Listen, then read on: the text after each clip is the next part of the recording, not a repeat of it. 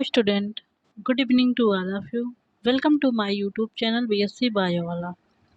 तो बच्चों आज हम पढ़ेंगे regulation of gene expression in eukaryote. क्या पढ़ेंगे बच्चों हम लोग? Regulation of gene expression in eukaryote. Last lecture में आप लोगों ने क्या पढ़ा था? Regulation of gene expression in prokaryote. तो उसमें हम लोगों ने क्या क्या पढ़ा था? Regulation of gene expression in prokaryote में लाइक ओपेरान और ट्रिप्टोफान, दो ओपेरान मॉडल को हम लोगों ने पढ़ा था।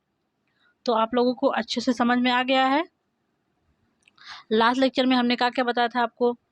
Difference between house keeping gene and luxury gene, इसमें दोनों डिफरेंस पता है आपको, याद है अच्छे से। फिर हमने रेगुलेटरी जीन के बारे में बताया था, रेगुलेटरी जीन कैसे अपना फंक्शन करता है, दो प्रकार से, एक्टिवेटर प्रोटीन बना के, रिप्रेसर प्रोटीन बना के। फिर हमने टाइप्स ओपेरान के बारे में बताया था। फिर टाइप्स ऑफ ओपेरान के बारे में बताया था, जिसमें आपको लाइक ओपेरान और ट्रिप्टोफान, दो ओपेरान पढ़ना था। ओपेरान मॉडल भी बताया गया था आपको। ठीक, तो बताइए आप, ओपेरान जो लाइक ओपेरान है उसमें कितने जीन हैं? 3 जीन थे ना, ZYA। और जो ट्रिप्टोफान ओपेरान था वहाँ पे 5 जीन थे ना, EDCEA ना, 5 जीन थे उसमें, जो 5 स्ट्रक्चरल जीन थे, इसमें 3 स्ट्रक्चरल जीन थे। ओके बच्चा, तो आपको समझ में आ गया ना? आइए आपको आज हम देखते हैं हम लोग मिलके regulation of gene expression in eukaryote. पहले आज इस टॉपिक में पता है आपको हम क्या बताएंगे? इंट्रोडक्शन। पता है आप क्या? हाँ, इंट्रोडक्शन आपको बताएंगे, ठीक है।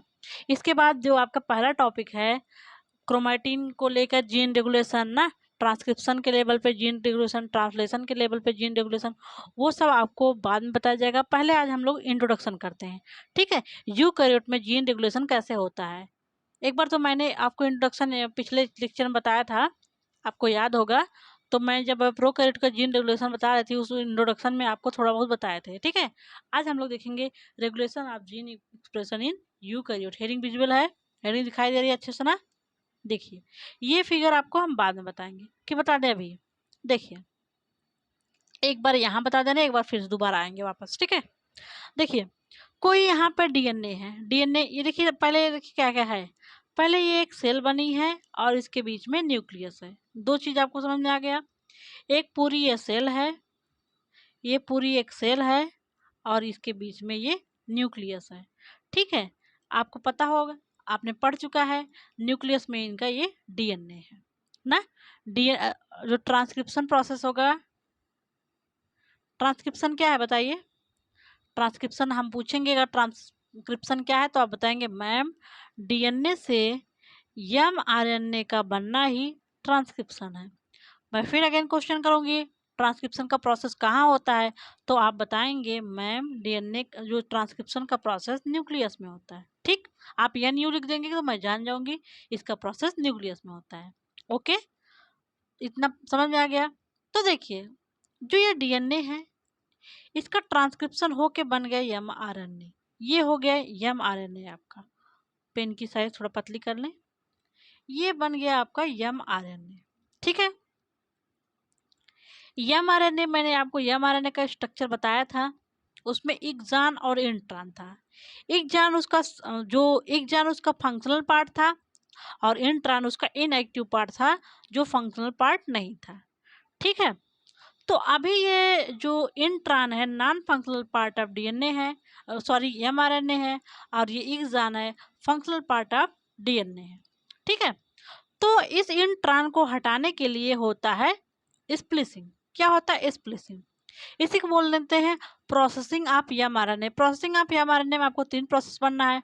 पॉलीएटेल, पॉलीएटेल वहाँ पे जो जो इसका ये होता है, जो इसका 3 प्राइम एंड होता है, जो जैसे मान लीजिए ये एमआरएनए बन गया है, तो ये एमआरएनए को स्टेबल बनाने के लिए पता है, इसके 3 पॉइंट एंड पे, 3 प्राइम एंड पे एंडोसिन एडेनोसिन जोड़ा जाता है, और 5 प्राइम एंड पे इस पे जी का रिपीटिंग सब यूनिट ऑफ जी को जोड़ा जाता है, ताकि ये आरएनए स्टेबल हो सके। उसके बाद आरएनए से इंट्रॉन जो इनएक्टिव पार्ट है उसको हटाया जाता है। ये सब देखिए प्रोसेसिंग का काम है, इसे रेगुलेशन का भी काम है, समझ लीजिए आप लोग, ठीक है। तो हो गया यहाँ पे पॉली, ये कैपिंग हो गया, टेलिंग हो गया, और स्प्लिसिंग हो गया। स्प्लिसिंग होगा तो यहाँ से जो इनएक्टिव पार्ट है, ये सब पार्ट है यहाँ से निकल गया, तो सारे के सारे एक्टिव पार्ट बच गए। तो यही हो गया फंक्शनल आरएनए। जो रा आरएनए था, तुरंत आरएनए बना था, वो फंक्शनल नहीं था। अब उसको फंक्शनल होने के लिए स्प्लिसिन हुआ, टेलिंग हुआ और पॉलीएडिलेशन हुआ, कैपिंग हुआ। इसको सॉरी कैपिंग बोलते हैं, कैपिंग बोलते हैं, टिलिंग बोलते हैं, टेलिंग बोलते हैं और स्प्लाइसिंग बोलते हैं। कैपिंग में जी इसके 5 प्राइम एंड पे जुड़ेगा, टेलिंग में ए इसके 3 प्राइम एंड पे जुड़ेगा, स्प्लाइसिंग में जो इनएक्टिव पार्ट आप एमआरएनए उसको रिमूव करके हटाया जाता है। तो एक फंक्शनल एमआरएनए आपका न्यूक्लियस में बन गया। अब एमआरएनए बन गया है, एमआरएनए का क्या काम है? वो इन्फॉर्मेशन लिया है प्रोटीन बनाने के लिए। प्रोटीन कहाँ बनेगी, कहाँ बनेगी प्रोटीन बताइए? साइटोप्लाज्म में। आप बोलेंगे साइटोप्लाज्म प्रोटीन बनी। तब ये एमआरएनए न्यूक्लियस से निकलकर आ गया साइटोप्लाज्म में। किस लिए साइटोप्लाज्म में आया है? इसको अब प्रोटीन बनाना है। तो ये हमारा फंक्शनल एमआरएनए, इसका ये 5 प्राइम एंड है, इसका ये 3 प्राइम एंड है। अब ये एमआरएनए से ये आके राइबोसोम जुड़ गया और यहाँ पे मान लीजिए प्रोटीन सिंथेसिस हो गई ना, प्रोटीन सिंथेसिस हो गई या ट्रांसलेशन होकर प्रोटीन सिंथेसिस हो गई। तो ये फंक्शनल, ये रा प्रोटीन बन गई ना, पॉलीपेप्टाइड चेन। तो इस फंक्शनल प्रोटीन को इस पॉलीपेप्टाइड चेन को फंक्शनल फॉर्म में कन्वर्ट करने के लिए ना, इसमें भी मॉडिफिकेशन होता है। इस मॉडिफिकेशन को बोलते हैं पोस्ट ट्रांसक्रिप्शनल मॉडिफिकेशन। ठीक है, अब आपको रेगुलेशन के बारे में बता दें। देखिए, जो रेगुलेशन यहाँ ट्रांसक्रिप्शन लेवल पे हो रहा है, ट्रांसक्रिप्शन लेवल पे जीन का जो रेगुलेशन हो रहा है कि इस जीन को यहाँ पे जाना है, इस जीन को नहीं जाना है, ये हमारा नेम है, उसको बोलेंगे ट्रांसक्रिप्शनल रेगुलेशन। जो ट्रांसलेशन पे रेगुलेशन होगा उसको बोलेंगे ट्रांसलेशन रेगुलेशन ना। ओके, तो ट्रांसलेशन के समय जो रेगुलेशन होगा उसको बोलेंगे ट्रांसलेशनल रेगुलेशन। और ट्रांसलेशन के बाद ये जो मॉडिफिकेशन हो रहा है इसको बोलेंगे पोस्ट ट्रांसलेशनल मॉडिफिकेशन। ठीक है, ये सब आप समझ लीजिए। इसके बाद एक बार फिर से हम यहाँ आपके पास आएंगे। ठीक है, अब यहाँ 3 पोर्शन देखिए। Gene expression in eukaryote is most important process for metabolic activity.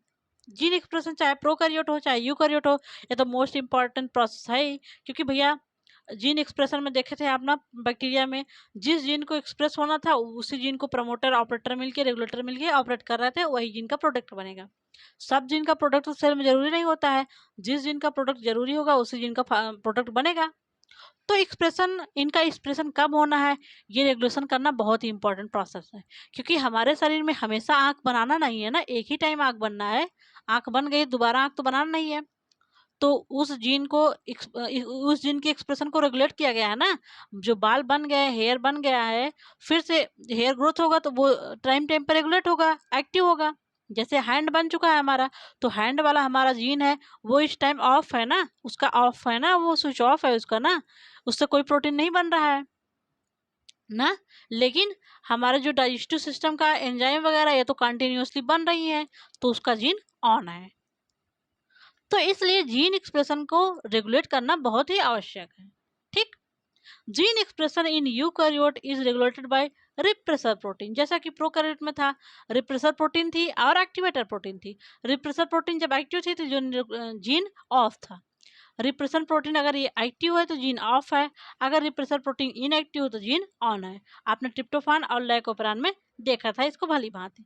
Tryptophan लाइकोपेरान अच्छे से याद है ना, आएगा वो ट्रिप्टोफान लाइकोपेरान, ध्यान दीजिएगा। ठीक, तो क्या हो गया यहाँ पे, gene expression in eukaryote is regulated by repressor protein as well as translational activator, transcriptional activator. Transcription को जो एक्टिवेट कर रहे थे, इनिशिएशन फैक्टर था, प्रमोटर फैक्टर था, इलंगेशन फैक्टर था, वो सब एक्टिवेटर थे वो लोग। Like prokaryotic cell eukaryotic repressor bind. जैसे प्रोकैरियोटिक सेल में ना, प्रोकैरियोटिक सेल में भी जैसे ये रिसेप्टर स्पेसिफिक सीक्वेंस थे और इनहिबिट ट्रांसक्रिप्शन को इनहिबिट करते थे, वैसे यूकैरियोट में like prokaryotic cell eukaryotic repressor bind to specific sequence. जो रिप्रेसर किससे बाइंड करता था, ये था ना, रिप्रेसर था, यहाँ से रिप्रेसर बनता था, ये प्रमोटर था और ये ऑपरेटर था। तो रिप्रेसर किससे जाके बाइंड करता था, ऑपरेटर से, ताकि यहाँ पे प्रमोटर के पास या एमआरएनए ना जुड़ पाए। ऐसे यहाँ भी स्पेशल सीक्वेंस के पास जाके ये रिप्रेसर जुड़ जाता है, इनहिबिट ट्रांसक्रिप्शन, और ट्रांसक्रिप्शन प्रोसेस को रोक देता है। In in presence of inducer transcription process initiated. अगर इंड्यूसर है, देखे थे ना आप लोग, अगर इंड्यूसर था, इंड्यूसर कब था, जैसे ट्रिप्टोफान ओपेरान में देखिए, अगर अगर वहाँ पे ट्रिप्टोफान मीडियम में था तो चेन ऑफ थी, प्रोटीन सिंथेसिस नहीं हो रहा था। अगर ट्रिप्टोफान मीडियम में नहीं था तो चेन ऑन थी, सॉरी चेन ऑन थी। ठीक है, तो क्या होता है, अगर इंड्यूसर प्रोड्यूस हो रहा है ना, तो वो चेन सॉरी ट्रांसक्रिप्शन प्रोसेस को इनिशिएट करेगा एंड कंटिन्यूसली गोइंग ऑन, और ट्रांसक्रिप्शन प्रोसेस जब तक कंप्लीट नहीं होगा तब तक होता रहेगा। Gene regulation occurs eight 5 level. जो जीन रेगुलेशन है यूकैरियोट में वो 5 लेवल पे होता है। ठीक है, कितने लेवल पे होता है, 5 लेवल पे जीन रेगुलेशन होता है। देखते हैं हम लोग, पहला क्या है आपका इपीजेनिक रेगुलेशन। पहला क्या है इपीजेनिक रेगुलेशन, दूसरा है ट्रांसक्रिप्शनल रेगुलेशन, थर्ड है पोस्ट ट्रांसक्रिप्शनल रेगुलेशन, फोर्थ है ट्रांसलेशनल रेगुलेशन, फिफ्थ है पोस्ट ट्रांसलेशनल रेगुलेशन। इपीजेनिक रेगुलेशन का मतलब आप लोग जानते हैं, जैसे ये मान लीजिए ये हाइजेनिक होता है, जैसे आप साफ सफाई नहीं कर रहे हैं, कुछ भी हो गया, ये मैन मेड होता है। ठीक है, ये आप इसको ह्यूमन कंट्रोल कर सकता है। और जो आपका ट्रांसक्रिप्शन रेगुलेशन, इसके बारे में हम लोग बाद में बात करेंगे डिटेल में। ठीक है, जो आपका ट्रांसक्रिप्शनल रेगुलेशन है, आप तो जान गए ट्रांसक्रिप्शन क्या है, एमआरएनए से सॉरी डीएनए से एमआरएनए बन रहा है। इस टाइम पे जो रेगुलेशन काम कर रहा है उसको बोल रहे हैं ट्रांसक्रिप्शनल रेगुलेशन। इस टाइम पे जो फैक्टर रेगुलेट कर रहे हैं उसको बोल रहे हैं ट्रांसक्रिप्शनल रेगुलेशन। ठीक है, अब ट्रांसक्रिप्शन बन गया, एमआरएनए बन गया है। एमआरएनए में आप देख रहे थे कैपिंग हो रहे थे, टेलिंग हो रही थी और स्प्लाइसिंग हो रही थी। वो जो मॉडिफिकेशन हो रहा था उसको हम लोग इसमें पढ़ेंगे पोस्ट ट्रांसक्रिप्शनल रेगुलेशन में। ठीक है, ट्रांसक्रिप्शन के बाद, पोस्ट मतलब बाद ना, ट्रांसक्रिप्शन मतलब ट्रांसक्रिप्शन रेगुलेशन, ट्रांसक्रिप्शन के बाद का जो रेगुलेशन है उसको बोलेंगे पोस्ट ट्रांसक्रिप्शनल रेगुलेशन। अब translational regulation, translational regulation it means translation के दौरान, ट्रांसलेशन मतलब एमआरएनए से अब प्रोटीन बन रही है, उस टाइम जो रेगुलेशन हो रहा है उसको हम लोग पढ़ेंगे ट्रांसलेशनल रेगुलेशन में। और नेक्स्ट आपका होगा, नेक्स्ट और लास्ट होगा पोस्ट ट्रांसलेशनल रेगुलेशन। ट्रांसलेशन के बाद देख रहे थे ना आप, जो पॉलीपेप्टाइड चेन था उसको फंक्शनल पार्ट में कन्वर्ट किया जा रहा था, उसको बोल रहे थे post transcriptional sorry translational regulation. अगर आपको पहला फिगर ये वाला याद है तो आपके each and every concept clear हो जाएंगे। ठीक है, यहाँ पे देखिए, ये देखिए ट्रांसलेशन हुआ, ट्रांसलेशन लेवल पे जो रेगुलेशन हो रहा है उसको ट्रांसलेशनल रेगुलेशन बोल रहे हैं। ट्रांसलेशन के बाद देखिए ये हो रहा है, इसको बोलेंगे पोस्ट ट्रांसलेशनल रेगुलेशन। अब देखिए सॉरी ट्रांसक्रिप्शन है ये सब, ट्रांसक्रिप्शन लेवल पे जो रेगुलेशन हो रहा है उसको ट्रांसक्रिप्शनल रेगुलेशन, जो ट्रांसक्रिप्शन के बाद का रेगुलेशन हो रहा है उसको पोस्ट ट्रांसक्रिप्शनल, उसके बाद ट्रांसलेशन पे जो रेगुलेशन हो रहा है उसको ट्रांसलेशनल रेगुलेशन, ट्रांसलेशन के बाद यहाँ पे जो रेगुलेशन हो रहा है उसको पोस्ट ट्रांसलेशनल रेगुलेशन। अब यहाँ पे जब फंक्शनल प्रोटीन बन जाएगी तो स्पेसिफिक फंक्शन के लिए इसको भेज दिया जाएगा। इतना समझ में आ गया। तो पांच जगह पे रेगुलेशन हो रहा है यूकैरियोट में। प्रोकैरियोट में आप लोग देखे थे ओनली ट्रांसक्रिप्शन के समय रेगुलेशन था। हमने जो पहला आपको लेक्चर लिया था जीन एक्सप्रेशन और रेगुलेशन वाला इन प्रोकैरियोट में, वहाँ पे हमने बताया था प्रोकैरियोट में बस केवल ट्रांसलेशन लेवल पे होता है रेगुलेशन, यहाँ पे ये सारे प्रोसेस लेवल पे रेगुलेशन नहीं होता है। ठीक, यूकैरियोटिक में 5 लेवल पे रेगुलेशन होता है। पहला इपीजेनिक, दूसरा ट्रांसक्रिप्शनल रेगुलेशन, तीसरा पोस्ट ट्रांसक्रिप्शनल रेगुलेशन, चौथा ट्रांसलेशनल, पांचवा पोस्ट ट्रांसलेशनल रेगुलेशन। पांचों याद हो गया, बताइए याद होगा तभी आगे बढ़ेंगे। याद हो गया, हाँ। अब पहला देखिए आप लोग एपिजेनिक रेगुलेशन। देखिए मैं अभी आपको बस इन लोग का इंट्रोडक्शन करवा रही हूँ, जो पांचों रेगुलेशन है ना, इंट्रोडक्शन करवा रही हूँ।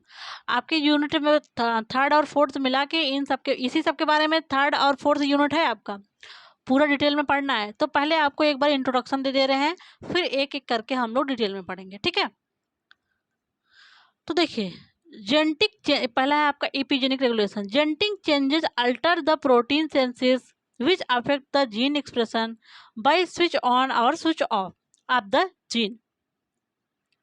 जेनेटिक चेंज जो अगर होगा तो वो क्या करेगा, प्रोटीन सेंसेस को अल्टर करेगा। अल्टर मतलब अफेक्ट करेगा। ठीक है, ये क्या करता है, स्विच ऑन भी कर सकता है और स्विच ऑफ भी कर सकता है।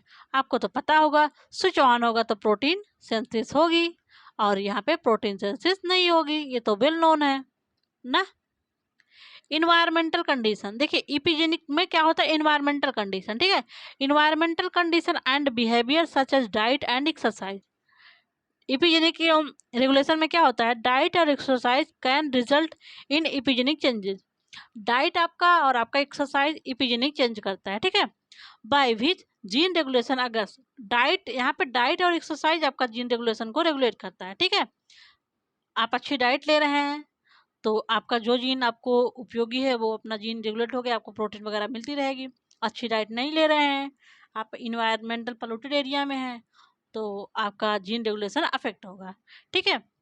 तो यहाँ पर DNA methylation is example of epigenic changes. DNA methylation जो होता है ये आपका गुड एग्जांपल है इपिजेनिक चेंजेस में, ठीक है। इपिजेनिक चेंजिंग में क्या होता है, डाइट और एक्सरसाइज से जीन रेगुलेशन को रेगुलेट किया जाता है, ठीक। अगला आपका है ट्रांसक्रिप्शनल रेगुलेशन। ट्रांसक्रिप्शनल रेगुलेशन तो आप जानते हैं, ट्रांसक्रिप्शन लेवल पे जो रेगुलेशन हो रहा है, तो इसके बारे में देखिए। It is most important method of gene expression. ये जीन एक्सप्रेशन का बहुत ही इंपॉर्टेंट मेथड है in which gene regulation occurs at transcription level. Transcription मतलब डीएनए से एमआरएनए का बनना, उस लेवल पे यहाँ पे रेगुलेशन होगा, उसी एमआरएनए को बनाया जाएगा जिसकी ज़रूरत है ना। जैसे मान लीजिए किसी एंजाइम को बनाना हो, मान लीजिए पेप्सिन, पेप्सिन एंजाइम की सेल में जरूरत है तो उसी जीन को यहाँ पे एक्टिवेट किया जाएगा, ठीक है। तो इसमें क्या हमने बताया, it is important method of gene expression in which gene regulation occurs at transcription level. Transcription level पे जीन रेगुलेशन हो रहा है। Specific type of regulation gene present in chromosomal DNA. तो sorry, specific type of regulator gene, आपने देखा था जो DNA थे वहाँ पे रेगुलेटर जीन था, प्रमोटर था, ऑपरेटर था, वही बताया जा रहा है यहाँ पे। Specific type of regulator gene present in chromosomal DNA. जो क्रोमोसोमल डीएनए है, इसमें डीएनए है ना, क्रोमोसोमल डीएनए में स्पेसिफिक टाइप के रेगुलेटर जीन प्रेजेंट होते हैं। ये क्या करते हैं, विच प्रोड्यूस रिप्रेसर प्रोटीन। ये रेगुलेटर जीन था, वो रिप्रेसर प्रोटीन बना रहा था ना, रिप्रेसर प्रोटीन बनाएगा, ठीक है। When these repressor protein bind to operator, आपने देखा था अगर ये रिप्रेसर प्रोटीन ये था ना, ये आर, ये प्रमोटर, ये ऑपरेटर, अगर ये ऑपरेटर से बाइंड करेगा तो आरएनए पॉलीमरेज प्रमोटर के साथ नहीं बाइंड कर पाएगा तो प्रोटीन सिंथेसिस नहीं होगा ना। तो क्या होगा, इफ ये bind to operator then transcription process could not initiate. Transcription process होगा नहीं क्योंकि यहाँ पे आरएनए पॉलीमरेज जुड़ ही नहीं पाएगा। Another gene called as activator gene. जो एक्टिवेटर जीन होगा वो क्या करेगा, प्रोड्यूस इंड्यूसर प्रोटीन, वो इंड्यूसर प्रोटीन बनाएगा जो प्रोटीन सिंथेसिस को, सॉरी, ट्रांसक्रिप्शन को इंड्यूस करेगा। इंड्यूस करेगा तो वो प्रमोटर के साथ इनहिबिटर नहीं जुड़ पाएगा और ऑपरेटर खाली रहेगा, उसके बाद आरएनए पॉलीमरेज जुड़ के प्रोटीन सिंथेसिस करवाएगा। देखिए जो लाइकोपेरान है, ट्रिप्टोफैन ओपेरान, अगर आपको अच्छे से नहीं समझ में आएगा तो मेरी बातें ये सब आपको बहुत बुरी लग रही होंगी, ठीक, अच्छे से समझ नहीं आ रही होगी, तो उसको आप जाके क्लियर करके याद करके पढ़ के अच्छे से आइए तभी ये समझ में आएगा। तो अगर रिप्रेसर प्रोटीन बन रहा है ना, इंड्यूसर प्रोटीन बन रहा है तो रिप्रेसर से बाइंड कर जाएगा और आरएनए पॉलीमरेज तब डीएनए से बाइंड करके यहाँ पे ट्रांसक्रिप्शन प्रोसेस करवा देगा, ठीक। Gene expression itself by forming specific type of protein. Gene expression कैसे होता है, स्पेसिफिक टाइप के प्रोटीन के बनने से होता है। तो आपका ये हो गया ट्रांसक्रिप्शन लेवल पे रेगुलेशन। नेक्स्ट आपका है पोस्ट ट्रांसक्रिप्शनल रेगुलेशन। आपको आपका एमआरएनए बन गया है, एमआरएनए बनने के बाद अब क्या क्या रेगुलेशन होगा उसी को बोलेंगे पोस्ट ट्रांसक्रिप्शनल रेगुलेशन। इस एमआरएनए में क्या क्या चेंजेस होंगी, after formation of mRNA by transcription process modification occurs then functional mRNA synthesize. जो आपका नॉन फंक्शनल एमआरएनए है जहाँ पे एक्सान और इंट्रान सब है ना, इसको कन्वर्ट करने के लिए फंक्शनल आरएनए में कन्वर्ट करने के लिए पोस्ट ट्रांसक्रिप्शनल रेगुलेशन होता है, ठीक है। इफ पॉली जी कैपिंग, जो आपने देखा था ये एमआरएनए है, ये 5 प्राइम पे इसका पॉली जी, ये जी यूनिट वाला कैपिंग होता है, ठीक है। एंड पॉलिंग ए टेलिंग, जो 3 प्राइम एंड पे है वहाँ पे पॉली ए का मतलब many adenosine, tailing not occurs then functional mRNA not synthesize. अगर कैपिंग टेलिंग नहीं हुआ, कैपिंग में क्या होगा, जी यूनिट ग्वानिन ग्वानिन जुड़ जाएगा 5 प्राइम एंड पे, टेलिंग में ए यूनिट जुड़ जाएगा टेल रीजन पे 3 पॉइंट एंड पे। अगर ये प्रोसेस कैपिंग और टेलिंग नहीं हो रहा है तो आरएनए फंक्शनल नहीं होगा, आरएनए फंक्शन नहीं कर पाएगा। आरएनए का फंक्शन होने करने का मतलब क्या है, वो प्रोटीन को नहीं बनाएगा। The enzyme which are responsible for splicing like nuclease, specially जो स्प्लिसिंग करता है, इंट्रान को काटता है, जैसे यहाँ mRNA है, यहाँ से इंट्रान को काट के हटाएगा, जैसे mRNA है, यहाँ पे भी इसका इंट्रान है, तो यहाँ से जो इंडोन्यूक्लियोज एंजाइम होता है वो mRNA से काट के इन इंट्रान को निकाल देगा, और जो रिमेनिंग ये है आपका एक्सान है, जो फंक्शनल पार्ट है, उसको लाइगेज एंजाइम जोड़ देगा, तो आपका फंक्शनल आरएनए बन जाएगा। तो देखिए काटने के लिए कौन सा एंजाइम है, इंडोन्यूक्लियोज। ये क्या करता है, इंट्रान जो इनएक्टिव पार्ट है उसको काट देगा। और यहाँ पे देखिए जो लाइगेज एंजाइम है वो एक्टिव पार्ट ऑफ एक्सान को जोड़ देगा। जैसे आपको दिखा दे यहाँ पे, जैसे मान लीजिए